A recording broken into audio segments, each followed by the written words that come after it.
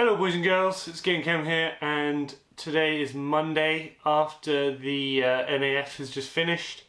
I am recording this now so that I can get it down before I forget anything. Future Cam will then edit this into something that's slightly coherent. I'll put timestamps for all the different parts I'm going to go over and things like that. This is not going to be a proper review kind of thing. I don't really want to get into it too much. This is just going to be my journey of how NAF 2022 went for me as it is. So it all started in early lockdown when I was bored and decided to give Twitch a go, and was browsing through Armour streamers when I came across Magda. Anyway, that's probably going too far back. Long story short, we found out we both play Airsoft and both live in the UK. I'd never been to National Airsoft Festival, so Magda invited me to go with her this year. I'd thought about it for a while, but some of the reviews I'd read kind of put me off a little bit from going, so I decided I was going to leave it. I knew I wanted to do it at least once at some point, but between obviously doing some milsims and going and travelling and playing abroad, I kind of wanted to focus more on those than this, but I decided to give it a go. Go with some other people and probably make it more fun. We booked a little bit later than I'd like, so we didn't get to book the porta potty, or else I probably would have booked the porta potty, but you'll see why that might not be relevant later on. And I didn't book for the extra night because I was just like, I want to go home fairly sharpish once it's over. I'm not a huge camping person. I mean, I like camping every now and then, but I'm not, camping for a couple of days is enough for me. I don't need any more. They'd sent an email to us earlier on, like 4 days beforehand, saying that no barbecues were allowed. And then like 2 days before we left, they sent another email saying barbecues were allowed, so I had to engineer this funky barbecue to do it, which is all fun and games. So I had to quickly shove that into the back of my car, which was pretty interesting, given it was a big lump of metal pretty much, because I hadn't had much time to doing advanced engineering or anything like that. I bought a camera new to bring with me, which is the one I'm using to record this right now, which is a Lumix Panasonic GH5, which I got because my sister's getting married next year and she's making me the videographer. So I'm going to be recording a lot of this stuff. So I bought a lot better high-res camera for it, and to do all this stuff for. But I only got it 2 days beforehand, so I didn't have enough time to really learn it. So I had a load of issues with it in terms of producing in a format that I couldn't. So I had to convert all the video files because it came in a format that Apple uses for some reason. I don't know why I did that, and I had loads of issues with the autofocus and all sorts of bits and pieces, which made a lot of the footage nigh on useless. I also bought a fancy gimbal, but again, that turned up a day before, so I couldn't get it to work. So some of the recording stuff's a bit iffy. The head mount GoPro I've got had a lot of issues on the day. Its battery kept running out. And the scope cam, I actually lost my scope cam. But we'll come to that a little bit later on as to how I.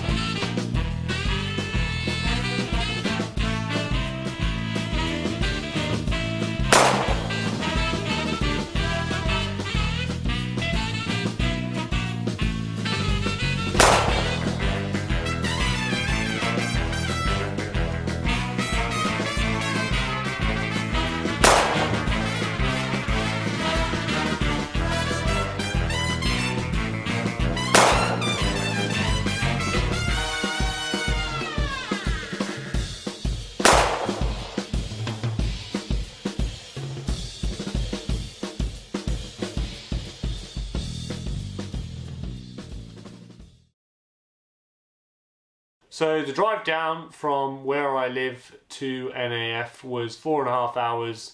I left at 2 a.m. I left at 3 a.m. I woke up at 2 a.m.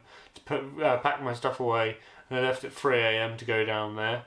Anyway, I got to the area, Ringwood, at about 7, 7:15 sort of thing, where I met up with Mark, who was also coming from roughly the same sort of direction. He's from Suffolk, I'm from Norfolk.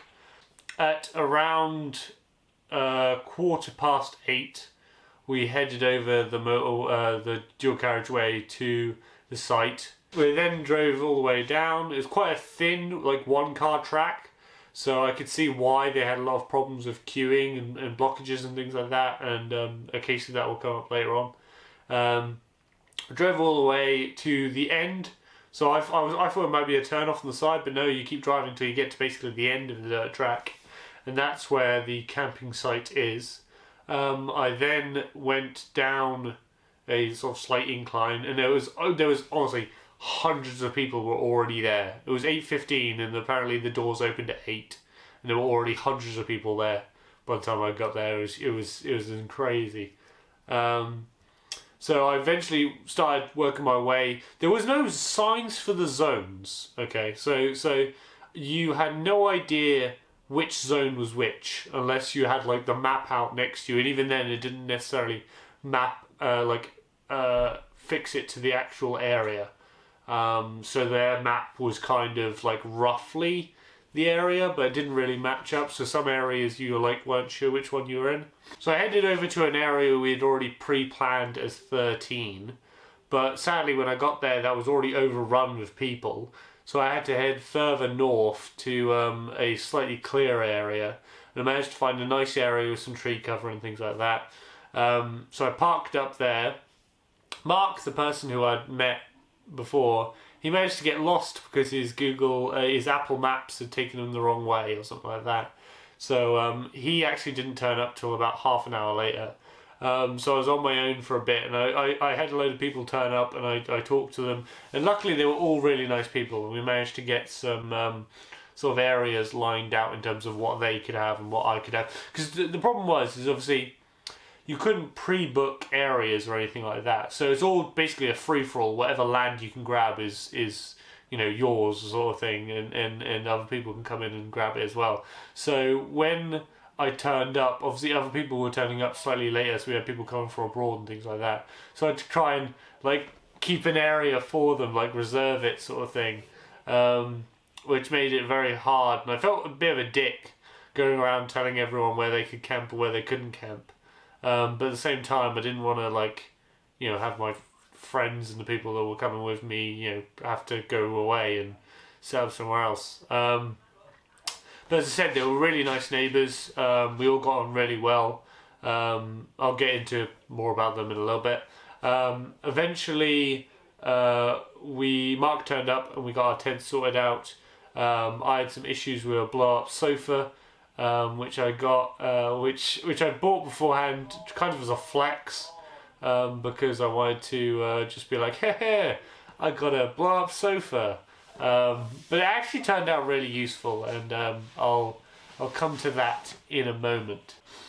Magda and Ash then messaged me to say that they were on the way, but they were a bit confused about where we were.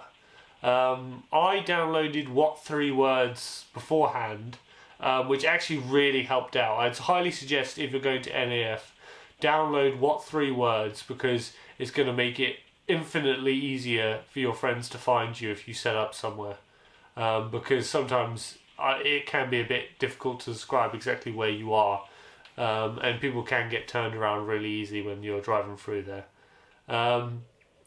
But what I did was I had to go to the entrance, and by the time I got to the entrance she sent me another message saying that apparently they'd been blocked in by a lorry. So some lorry driver was making a delivery to one of the turn-off farms and refused to back up. So she was stuck in a huge queue literally right behind him for about 20-25 minutes or something like that. Eventually they got through, and they came over, and I obviously said hello, and I tried to describe where we were to her, but it didn't really work out. So what I ended up having to do is I ended up having to jog in front of them back to camp, and they just kind of followed me along, which would have been not too bad if it wasn't for the fact that it was blistering heat in the sun. It was really, really hot that weekend. I think that's one of the biggest problems I had with this, is just how hot it was and how like harsh the sun was. Set up, they were sleeping in a van, which was actually, I think, probably the best idea, because there was an absolute shitload of ants.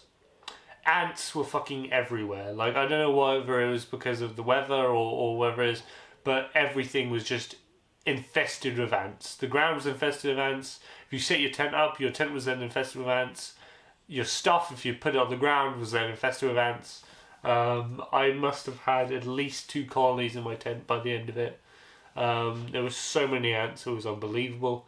We then went to the registry place to get booked in, and we were walking along, and this is one of the big bits about NAF, is that you're walking through these camps, and it feels like you're walking through the bit from the museum from Modern Warfare 2, where you've got all the stands of people like moving and stuff like that. Because you're just walking along and you have all these people in this military gear from like different like groups. So you had like the Vietnam boys who were playing Fortunate Son and all that. You had the World War II boys. You had the modern day Special Forces operators with their quad nods and things like that. You had some Zulu like style British Empire boys. You had World War One. You had police officers. You had Miami Vice guys, kind of thing. You had Russians. You had Americans. You had all these different weird and wonderful types of airsoft. There was Star Wars guys as well, just all mashed in together. So when you're walking by, it just feels so bizarre. And probably one of the biggest perks, I think, of NAF is just seeing all these different people and all these different sort of groups within airsoft and how people like to play and things like that. That was one of the most interesting, I think, parts for me. We eventually walked over to the registration place, and there was quite a large queue. So I'd suggest if you're going to line up anywhere, like chrono or registration, you bring a water bottle with you, because you're going to be waiting a little while to get in there. Eventually we then got ourselves registered. All I had to give her was my player number, and then she gave me a little letter thing like this, where in it you'll have the 2 armbands you'll need to play. You've got to make sure you've got obviously 1 on each arm. They've also got your player number on it, just in case anyone needs to ID you or anything like that, and obviously your team colour, so people can tell who you are in the game. It also came with the rules.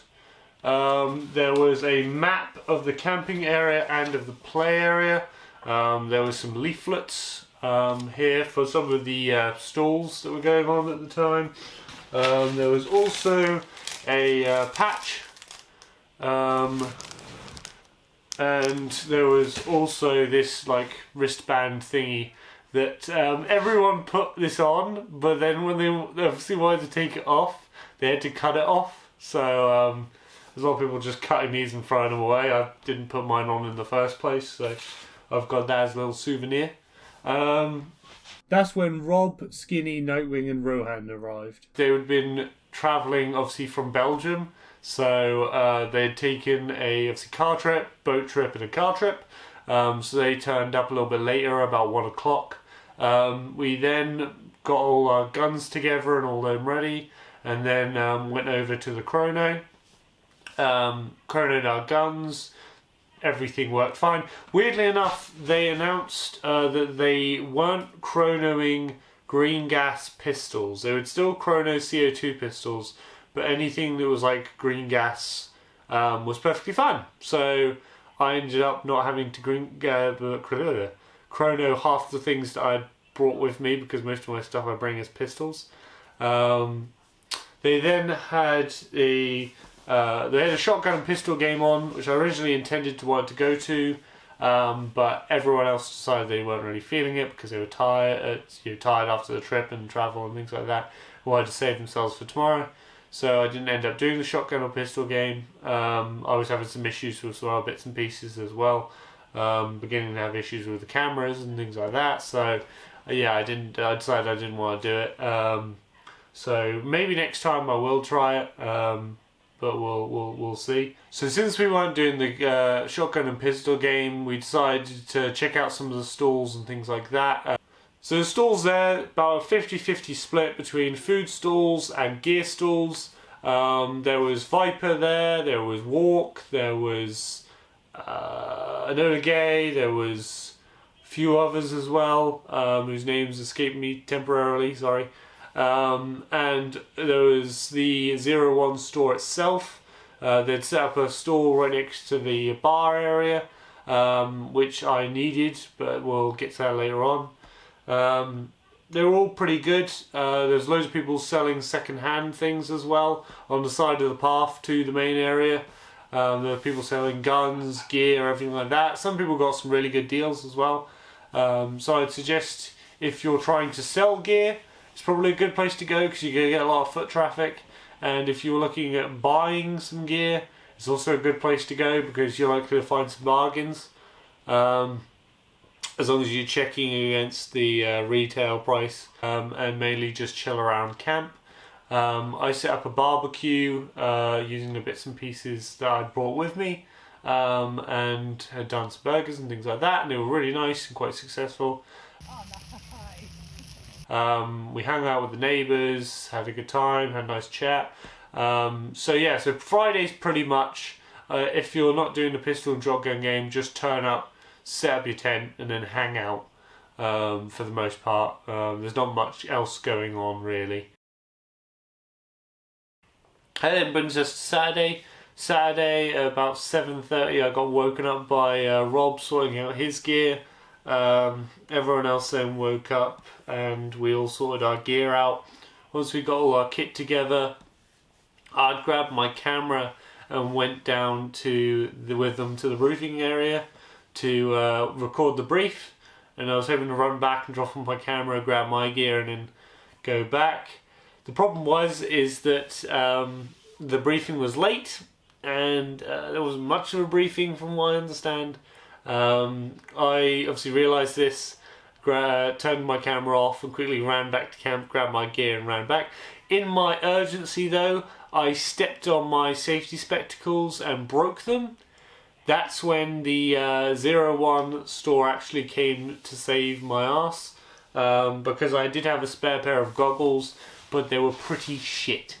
So I ran into their store, which was funny because they don't allow anyone to have any gear on them in there. So I quickly put all my stuff on to run back to the briefing area, and then as soon as I got to the briefing area and where the store was, I then had to take all my gear off again to then go inside. And there was this big old queue there of other people who had left it to the last minute to buy things. Some of the stuff in there I thought was like, because it didn't have many guns and things like that, but I realised obviously the main thing they were selling was the stuff that people break and forget when they're on normal airsoft stuff. So there was actually a pretty good deal on Bowley safety glasses. So I grabbed a couple of those and joined the queue. And God bless the rest of them, the people I came with, they actually decided to wait for me while I was sorting all this out. Rob came over and tracked me down to find out what I was doing, at which point I obviously indicated that I was quickly buying some safety specs. I eventually got to the front of the queue and literally just threw the money at the guy and then ran away because I quickly wanted to get back in the game. So I quickly got myself kitted out and we went in, and we went to the base, and we got told what to do. The area itself was quite large. It was much bigger than most skirmish sites you'll get in the UK. I'm trying to think of something comparative to what you guys will. I'm sure future Cam will edit in a map here or something like that. But yeah, it was a good old hike to our base. Once we got to the base, they told us where to go, where the first few objectives are. The problem is we'd then be trapped in that area for pretty much the whole of the Saturday. I don't know why it was the case, or why, whether it was just normal there or something like that. I don't know. But both the other teams, Delta and Bravo, decided to converge on us, and we basically got boxed in to our little spawn area and like one dead box zone, and we just could not push out to save our lives. We could not get clear. I think a few of our guys managed to get out and was holding one of the further objectives, but we couldn't push through to them because the enemy had set up almost perfectly in hard cover, like across from a clearing. So almost every time we tried to push through, they were just waiting for us. So it became a kind of stalemate sort of thing where we just couldn't push out any further.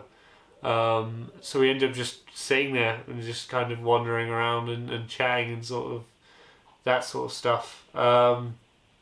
Wasn't great. It wasn't as bad. Like, I've had worse skirmish games, but it wasn't great either. I think it's probably because of the fact that when you're dealing with normal skirmish games, there's a certain percentage of people who have like sniper rifles, a certain percentage of people that have machine guns and things like that. When you're dealing with these sorts of numbers in an area that's not comparatively bigger, you then end up with those sort of people kind of clumping up into. So the percentage chance of you running into a sniper or an LMG is significantly increased. So the point where like I was running into snipers almost every third person, whereas obviously if I'm playing normally, I don't run into snipers that often, most of the time. So it was kind of a problem of just kind of stalemate. I will admit the one of the problems I had throughout this whole experience was it was a skirmish at the end of the day. It wasn't a Milsim event. So there was some organisation from the commander and things like that trying to push people to do things and things like that, but there was no real coordination or anything like that, and people kind of just standing around expecting someone else to do something or tell them to do something or something like that. And obviously even if you did tell them, sometimes they'd be like ignoring you and doing their own thing and just wanted to kind of go out and play some BB wars, which I'm fine with, but it's just, with that many people all doing that, it becomes a little bit of a mess. I would highly suggest talking to people while you're waiting in the dead boxes, as you can pick up a lot of ideas, get opinions on stuff you're thinking of buying or events you're considering attending. At 2 PM on the Saturday, I needed to grab some food and water, so me and Skinny started heading back toward the camp, and I had to tell her what a 99 flake was, so we got some ice cream too. So I was having some really bad problems with my M4 on the Saturday because the FPS was so low that it was basically bouncing off every single leaf or twig in the area. So, which when you have some dense ferns and foliage and things like that, makes it near impossible to get a kill. When I went out for the second time, I took my AK-74U with me, which is shooting 340, and that did a lot better because I started actually shooting through the bushes and the trees and things like that and actually getting people. So I would suggest if you do decide to come, bring something that can shoot through foliage pretty well, and definitely bring something that has a lot of ammo, because you're going to run into a lot of people at this sort of event and you're going to need a lot of firepower. So I went back in, I played until the end of the day. I got a few more kills. I had an issue with a sniper where he swore he hit me, but I was wearing a thin t-shirt, so unless he's shooting literally 100 FPS or something like that, there was no way I wouldn't have felt it. We had a little bit of a back and forth, but eventually we sort of both agreed to take the hit and call it a quits, because the spawn was literally 20 meters just up the road. It's just a game at the end of the day. It doesn't take much to just suddenly hop out and then come back in again. So once the game day was over, I headed back over to camp and chilled out. On the Saturday evening, we did a campfire, we had some marshmallows, did some drinking with the neighbours, generally just chilled out and got ready for the next day. The others had to go off to do some other bits and pieces. But during the day, when I had some spare time, I managed to get my blow-up sofa going, and I slept on that, and it was a bit short, so I had to like sleep in the fetal position like this. But it was a lot more comfortable than the dry hard ground, I'll tell you what. It was actually pretty good. I'm glad I actually bought that now, because the little camping mat I tried was just too small for me. Then we had Sunday morning where the tides were turned, and I heard Rob and Nightwing talking outside, so I woke up and absent-mindedly started sorting my kit out, which then woke everyone up, which I thought was funny. So we eventually got everyone up. Everyone began sorting out their gear. I started packing some of my stuff away early. Except for my tent, I wanted to leave my tent out to dry, but we had cleared up a lot of the bits and pieces and got ready for the day. I was still running the stuff, the AK and things like that, trying to get it done. I took my scope cam off my M4 and put it in my pocket to hopefully have it like as kind of like a hand cam thing during the day, but sadly I then dropped it and lost it. So we went out on Sunday. The Sunday actually went a lot better, because they'd actually managed to spread some of the teams out a bit more, and it just felt like we actually managed to get around and see the map. So I got to see Eagle's Nest and a little bit more. I hadn't realised how steep some of the climbs though are on some of the areas. So you definitely gotta make sure you got a good set of boots when you go there, because some of the steep inclines will really fuck you up otherwise. I got a few more kills. We had issues pushing sometimes, but I ended up spending a lot of time on my own because we just ended up getting separated a lot.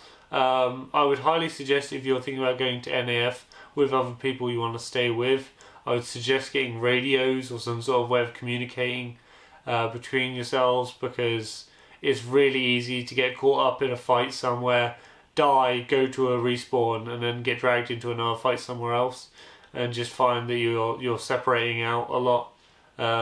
So we had, me and someone else had a radio, which made it slightly easier, but it was still pretty hard trying to find each other. But yeah, we got some good kills, we had some good fun on the Sunday. I think it went a lot better.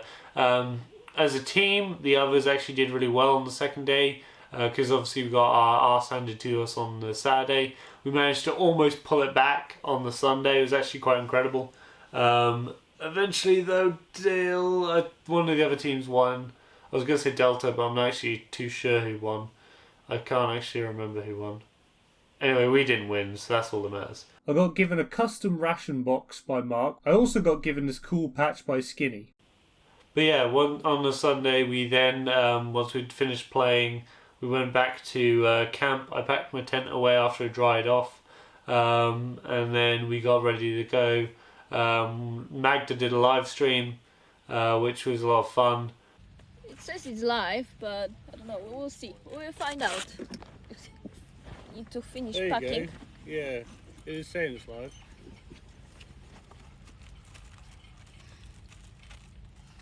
Yeah, look at that handsome fellow on the camera. Hello, this is Rob.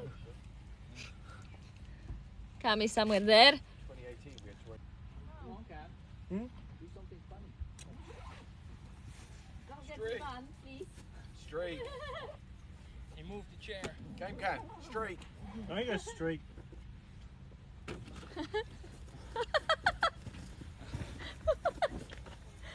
10 out of 10. Oh. Little known fact about me, I got an A star in dance. 10 out of 10. There you go. Oh, here you go. So we've got Sir Game Cam. Yes, hello. Did you enjoy yourself at the event? Yeah, it was good. It was good. It was a bit Look at this. confusing, a bit hectic, but yeah, a lot of fun, I think, all together. Good.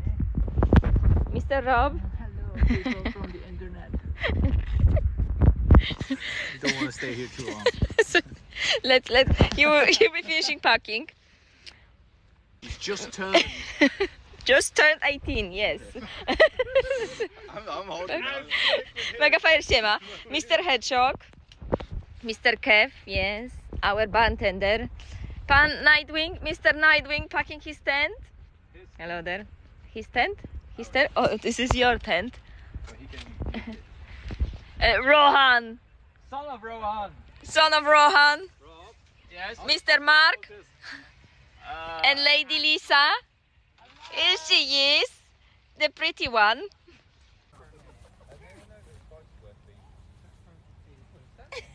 Ask more flexing. I'm gonna sit next to Mr. Cam. What do you think of the field? What do I think of the field? The field is nice, but it's just because it's festival, it's so many players, it's a bit too much. Yeah, I would say it's a bit too much for that amount of players. So, but we enjoyed ourselves, you know. Yeah. Yeah, it's mainly like just to go and see people and stuff like that. What was the best moment? The best moment. It's got to be the bow kill, isn't it? Oh well, I had the bow kill. No, I mean the best moment when we finally met with guys. Yes, we can come together and chill out and have a party in the evening.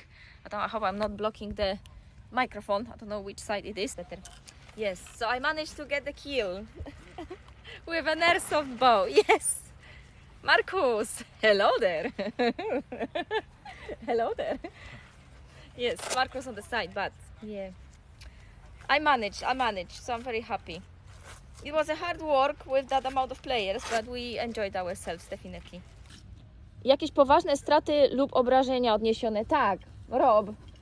Look at that! Oh my god. Big performance! The worst... Look at that! I got still all the energy. They're asking about the worst wounds. I think you had the worst one. Show your leg. Come here. Anyone Of course, Rob. Rob is higher. That's his own fault, yeah. I got the and bam, demonetized. Yeah. Don't show He got nipples, shot. right? Oh, this one, no nipples. No nipples, no nipples. Yeah. That's about this. Let's come say hello. Oh, no. Lisa.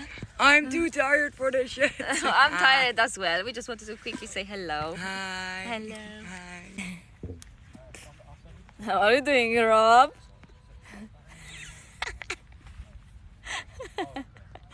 I'm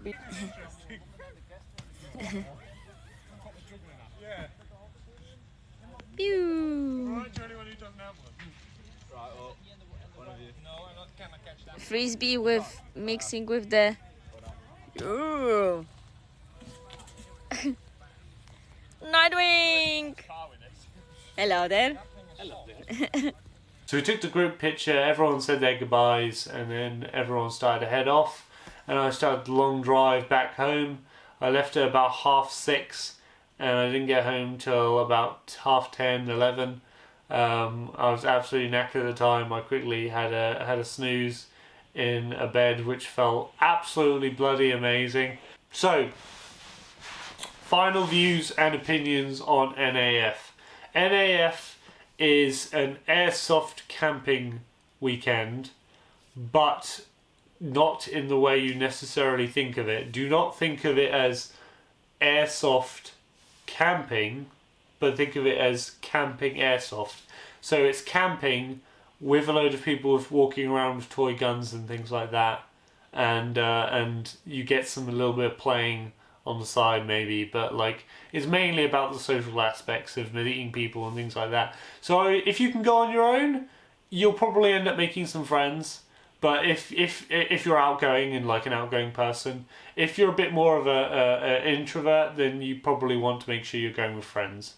But I think if you don't get so round up in the actual gameplay side of it, the airsoft, and just sort of recognise it as a camping trip, I think you'll have a lot more fun.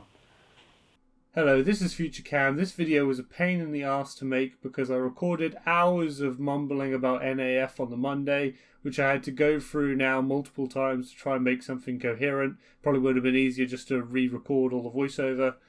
So I hope you enjoyed it. You should definitely go check out the links in the description and show the rest of my teammates some love. They're a good group of folk and they make some great content. Thanks for watching the video. Why don't you leave a like? While you're at it, move the mouse and click on subscribe. It's the Game Cam. It's the Game Cam.